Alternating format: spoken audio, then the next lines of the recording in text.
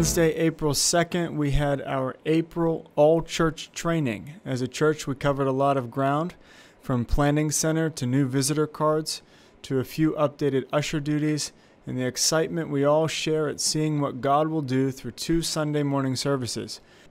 Afterwards, everyone enjoyed cookies and chocolate milk in the lower sanctuary and had a great time of fellowship. And friendly about this dynamic. We don't want to outright rebuke people, right? That's not the issue. You can't take your kids. Just remind people about this, not even the dynamic, but this policy, I guess you could call it, but this thing where we are allowed to check in their children from 10 till on. So you might say to somebody, hi, I see you're here early for second service. Great, you're here. Just so you know, you'll be able to check your child in at 10 to 11. And if that turns into a conversation about, well, I'm here at quarter till, why can't I just go now? Then you can engage them about, well, you know, it's still happening. We got people leaving. The services to check your child in for second service will be available at 10 to 11. See, I used a positive phrase. Go ahead and use a positive phrase with them, and that's just how it's going to have to be. And if somebody really has a problem, go ahead and direct them to myself or a member of the pastoral staff, and we can help people navigate that, okay? So that's my full list, and I'd like to take any questions about Foyer ministry now. Or if you thought of a question about planning center, we can do that, but let's do Foyer ministry first. Yeah.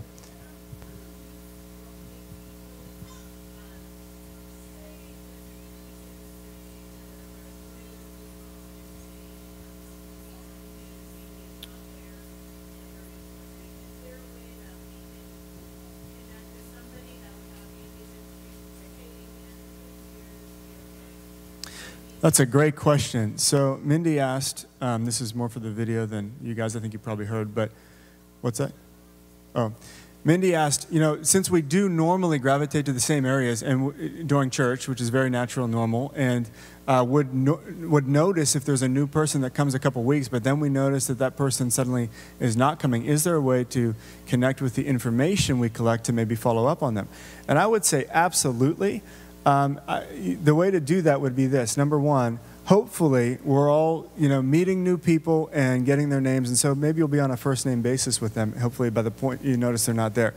Then the second step would be, if you come to the pastoral staff, we can absolutely access that kind of information. If you want to take initiative and reach out to somebody and get a cup of coffee and follow up, that would actually be a phenomenal way for anybody to get involved in ministry. And to do what the Lord has in your heart. Maybe you get a prophetic word for somebody. Maybe you just say, I wanted to connect with them and ask them how their kid was doing. They mentioned that, and I haven't seen them for 2 weeks, so they need a follow-up. So if that's an excellent question leading to an excellent practice. As we meet people, let's really meet them and be friendly and actually learn things about them, pray for them, and if we don't see them, absolutely you can follow up. And talking to myself or Jessica actually would be a fantastic way to do that, especially if you have their first name. And if you get that person in the red hat, they were here 2 times with the red hat, can I get their information? Well, we're not going to know that information. But if you get their name and everything like that, it should be good. Great question. Any other questions? Yes. Yes.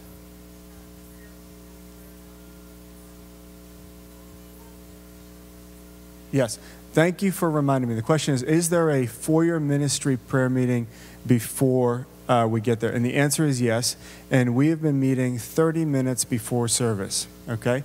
Now that gives us just a little bit of time, maybe, 5 or 7 minutes. What we do is we gather just down the hall past the men's bathroom at the base of the steps. There's like a little recess. You can still see the foyer. It's just down here. And, the 6 or 7 of us involved, we just share what the Lord's putting on our heart, and then we pray that God would actually encounter people. So that's 30 minutes before, certainly the first service, and we're doing it, it'll be more like 25 minutes before the second service, because that's how long it takes me to get out there usually. So yes, we'll be doing that meeting. If you're on any part of the, not just the usher team, but the Foyer ministry, greeters, cafe, info desk, and ushers, we will all meet together, pray, and go forth in power. Praise God. George, you have a question?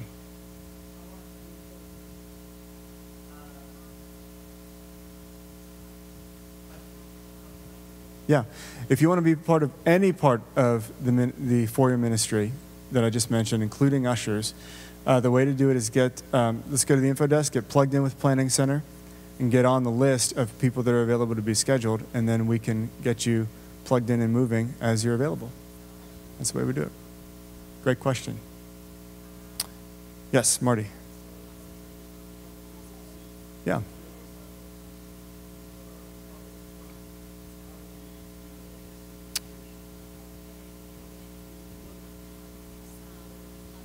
That is a great question. My answer is probably trial and error. You know, I think what we can do is if you are going up to the front to worship, go ahead and put something on your seat to indicate that it's taken. That'll help our usher team out. And if you come back from worshiping in the front and someone has inadvertently given your seat to somebody, operate in grace and mercy and move somewhere else. But I would like our ushers to really be aggressive about helping people. And so now that we all know that, we don't have to choose between our seat and worshiping God in the way that we really want to. Let's just try to put an indicator. You know, a jacket or a Bible or something like that should be sufficient. And like I said, if something happens to your seat, then praise God, and you have an opportunity to walk in humility and earn treasure in heaven. It's a win-win. It's really true. Praise God. Yeah, George.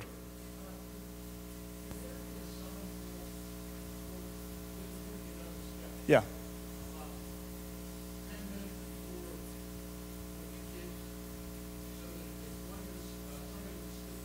Yeah.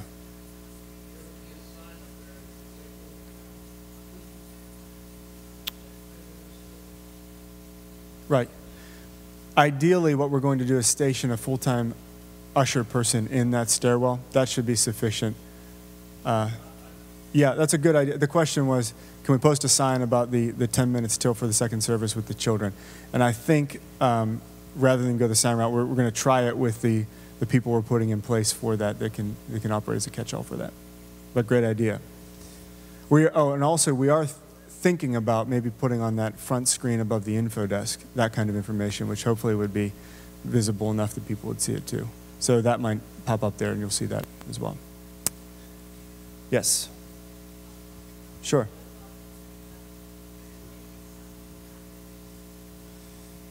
I don't know.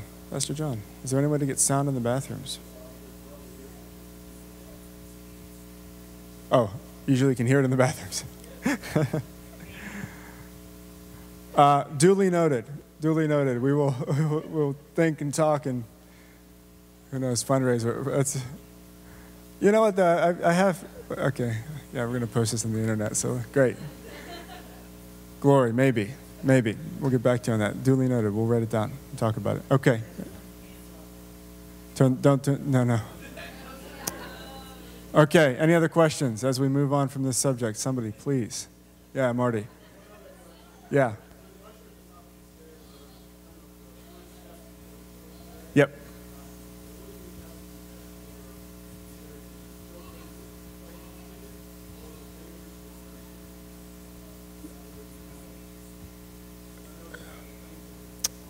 Right. You know what? I'm trying to think of the exact protocol. I don't know if you know about the exact protocol, but I know they're there to make sure that people without claim tickets are not accessing the children. That's their primary function. And so Pastor Julie's not here, but I think that's what they do. I think that they screen for those kinds of things. And that's why we want them there. Yeah. Great.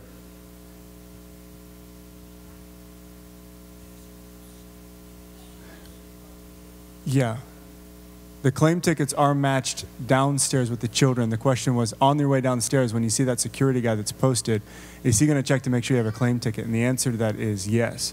That's part of what we want to do. Now, the other one was the pagers. I don't know how that works. Yeah, okay. Yeah, they would do that too then. They would be in the know. Yes, ma'am.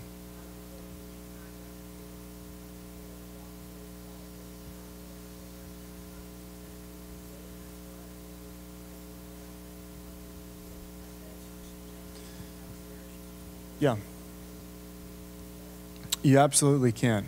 Yeah, in fact, you sign up. The way it works is on Planning Center, you indicate all the different things that you're available and interested in volunteering for. And then basically a request is sent to you, hey, can you work with the children this week? Yes. Now if you get asked, 4 weeks in a row to work with children, you go, I kind of wanted to do the donuts today. You can always indicate that and say, hey, I did want to do a wider variety of things, and we'll work that in. But you're able to volunteer for as many areas of ministry and help that you qualify for. So that's great. Any other questions? I thought I saw one more hand. No? Okay. Great, guys. Thank you so much for jumping into this. As Pastor Adam said, we could not do it without a body of people that so believed in the mission of the kingdom that they were willing to serve people on your Sunday mornings. I know you guys work all week and you have all your things coming and going. You come here to encounter the Lord, and we love that. But the fact that you are willing to encounter the Lord through serving as well as worship and the Word, we love that and appreciate and just want to see more of it. And thank you so much. Okay, Pastor.